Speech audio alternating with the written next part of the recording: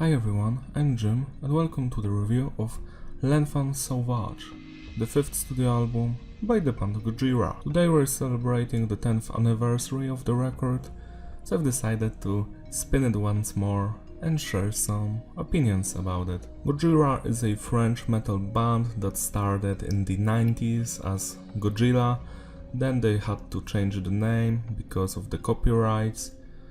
And they've been going strong ever since. The first 5 albums are mostly progressive death metal with groove metal influences, and since the Magma album, which was released in 2016, they've abandoned most of the death metalish elements to make more streamlined music to appeal to wider audience, I would say. So this is the last album where they have a lot of blast beats, screaming, growling, stuff like that. It's sad, but it is what it is. I first heard this band actually in 2012, it was the end of the year. I was just searching for some heavy bands and this was it. I fell in love with this band with the album From Mars to Sirius, and to this day my favorite one is The Way of All Flesh. Here's the track list and the band members. The band members have never changed.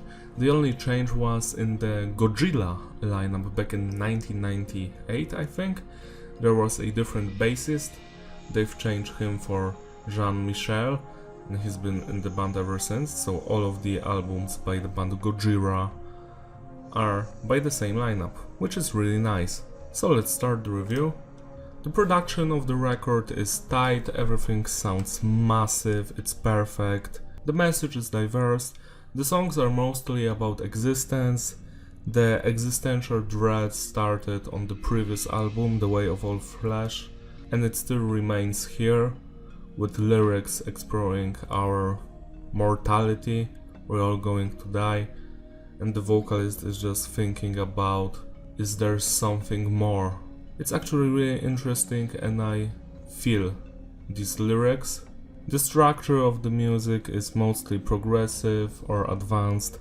It's actually less progressive than the previous albums. I wouldn't call the title track progressive because it has a standard structure of verse, chorus, and after that there's a surprise, a twist, which is why I've changed the structure to advanced, because it's not as advanced to be called progressive, but it's more interesting than the basic one, if you know what I mean. Either way, let's start reviewing individual songs. The album's opener, Explosia. It's an explosive song, see what I did there? It's really progressive and interesting, it has lots of blast beats, the drummer is phenomenal on every song. Here especially, I love him. The riffs are beautiful, there's that typical scraping sound, you know, the Gojira signature style of playing the riffs. The vocals are on point, everything is great in this song, I love it. It's slightly too long, but I really dig it, 9 out of 10. Next we have the title track. It's one of my favorite songs on this record. I enjoyed the emotional vocals, the message behind the song. We run on time and our time is running out, so let's make every decision count. That's at least what I took away from this song.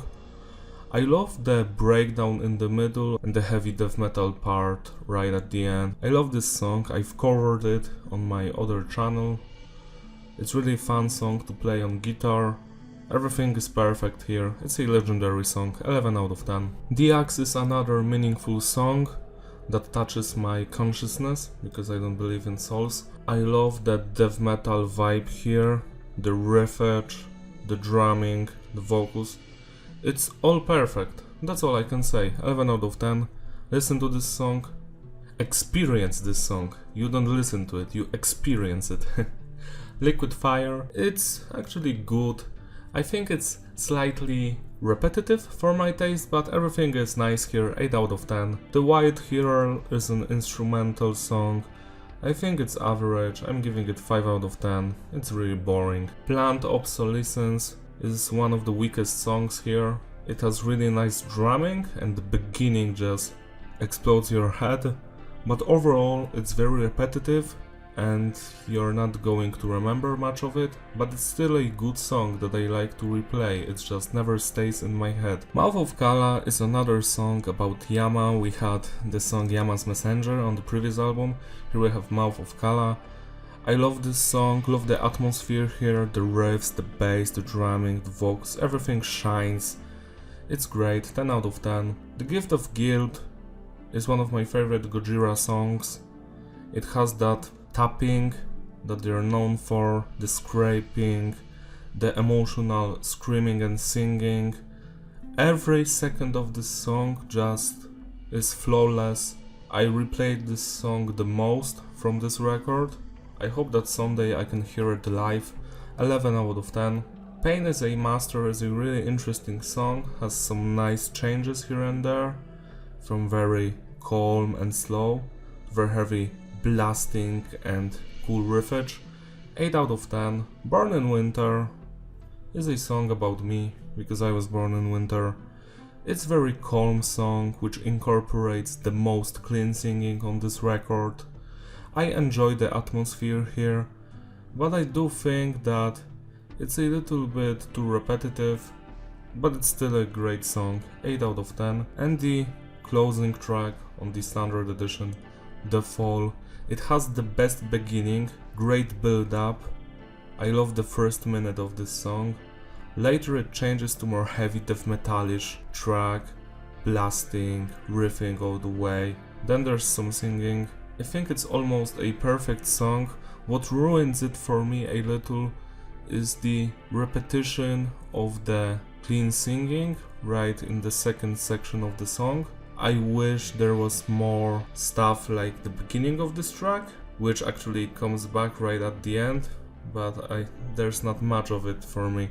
9 out of 10. The special edition has 2 bonus tracks, they're amazing. The first one is called This Emptiness. Many people consider this song a nod to Pantera, A New Level track, because it sounds familiar. I like this song. I wonder why it wasn't present on the standard edition. You had space for the Wild Healer on the standard edition, but you don't have space for This Emptiness. That sucks, man.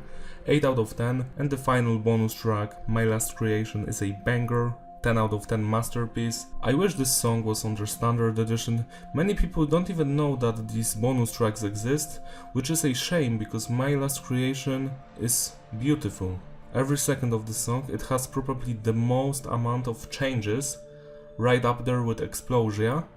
When it comes to the structure, I love every second of this song, 10 out of 10, as I said before. Going back to the entire record, consistency is stable, every song is almost perfect, flow is fitting, the only nuisance is the Wild Healer, which shouldn't be on the album.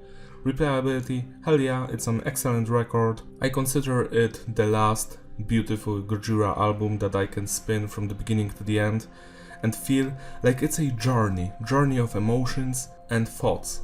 This album makes you think like the previous ones. The next ones weren't as good, I still enjoy them, but I think the first 5 Gojira albums were special. I'm just glad that today I could spin this album because of the anniversary. L'Enfant Sauvage, L'Enfant Sauvage, like I say, as a joke. L'Enfant Sauvage is a great album, go check it out, spin it, buy the special edition if it's still available, so you don't skip on those 2 beautiful bonus tracks. Spin this record because of the anniversary. Thank you for watching, don't forget to like and subscribe, and I will see you next time. And remember, save the whales. Bye.